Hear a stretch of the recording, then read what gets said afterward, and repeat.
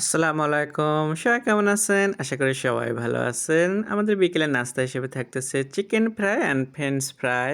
So দেখার জন্য আমার সাথেই থাকুন, আমার ফেসবুক পেজে ফলো করুন। তো আমি এখানে চিকেন নিছি। আগে থেকে একদম ক্লিন করে আমি ভালোভাবে ধুয়ে নিছি এখানে কেটে-কুটে। তো এখন আমি এটা মাখানোর জন্য করে আমি দিয়ে দিচ্ছি স্বাদ মতো লবণ। সাথে দিয়ে দিচ্ছি আমি এখানে টেস্টিং সল্ট।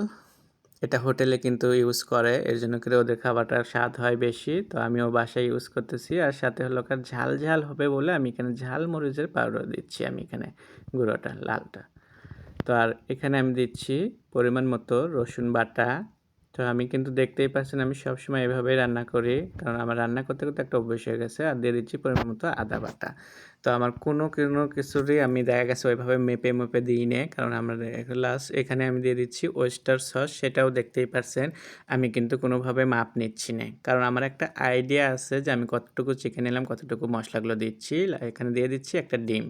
সো ডিম তো অবশ্যই দিতেই হবে চিকেন ফ্রাইয়ে। তো এগুলো দিয়ে আমি একটু সুন্দরভাবে একটু মেখে নিচ্ছি এভাবে। তো এখানে মেখে নেওয়ার পরে আপনার কিন্তু দিতে হবে এখানে একটু কর্নফ্লাওয়ার।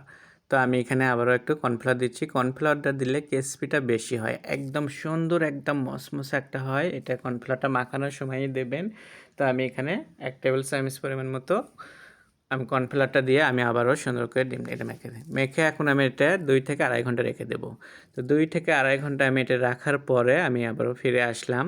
এই তো আমি এখন চুলোয় একদম ডাইরেক্ট চলে আসলাম। চুলোতে আমি সব কিছু রেডি আছে। তেল বসিয়ে দিছি, গরম হতে থাকবে। এই ফাঁকে আমি এখানে ময়দাটাকে মেখে নেব সুন্দরভাবে। তাহলে আমার সময়টাও কম লাগলো। এর জন্য করে আমি একসাথে করে নিচ্ছি। আপনি যদি আলাদা করে আবার ময়দা মেখে নিচ্ছেন, আবার আলাদা করে তেল বসাতে এসে সময় নষ্ট করতেছেন। তো আমি আবার ওইরকম না। আমি একটু কাজ করতে, করতে একটু এক্সপার্ট হয়ে গেছি মোটামুটি। তো কোনটা থেকে সময় কমানো যায়, কোনটাতে কী করানো যায়, এটা আমি মোটামুটি আমি একদম হয়ে গেছি, জেনে গেছি। তো যাই হোক আমি ময়দাটা এদিকে আমি চিকেনের সাথে সুন্দরভাবে আমি ভরায় নিচ্ছি। ওই ফাঁকে কিন্তু আমি ওখানে কিন্তু ফ্রেঞ্চ ফ্রাইটা কিন্তু আমি এয়ার ফ্রাই অলরেডি দিয়ে রাখছি। আর এখানে তেলটাও গরম হয়ে গেছে। বিসমিল্লাহ আমি এখন দিয়ে দিচ্ছি। দেখতেই পারছেন গরম, গরম তেলের মধ্যে এরকম চিকেন ফ্রাই যখন দেবেন, কারণ এটা কিন্তু গরম তেলেই দিতে হবে এরকম করে। তাহলে দেখবেন যে চিকেন ফ্রাইটা একদম খুবই সুন্দর ক্রিসপি এসে যাবে। তা আমি এখানে চিকেনটা আমি দিলাম, দিয়ে সুন্দরভাবে বাকিগুলো আমি আবার পরের ইয়েতে দেবো, পরের বারে। তো যাই হোক এটাকে এখন আমি সুন্দর করে লাল, লাল করে ভেজে নিচ্ছি। দেখতেই পারছেন। কালারটাও কিন্তু সুন্দর হয়ে আসতেছে এখন। আর ক্রিসপিটা দেখতেই পারছেন কত সুন্দর। এগুলো কিন্তু বাচ্চাদের কিংবা বয়স্ক সবারই বলবো যে আমার মনে হয় যে সবাই খুবই পছন্দ করে এটা।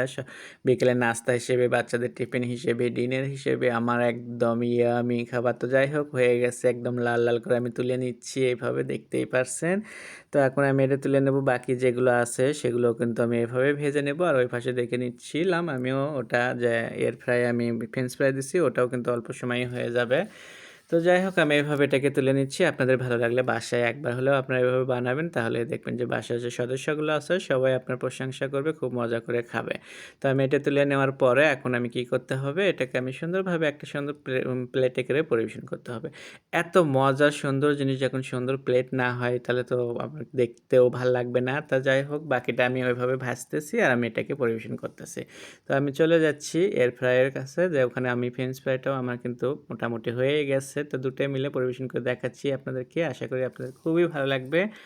আপনাদের যদি ভালো লাগলে স্বাদ ও স্বাদের গল্পের সাথে থাকবেন। বেশি, বেশি করে শেয়ার ও কমেন্ট করবেন। আর বাসায় তো অবশ্যই বানাবেন। এটার সাথে আপনার সস দেখলে আরও মজা লাগবে।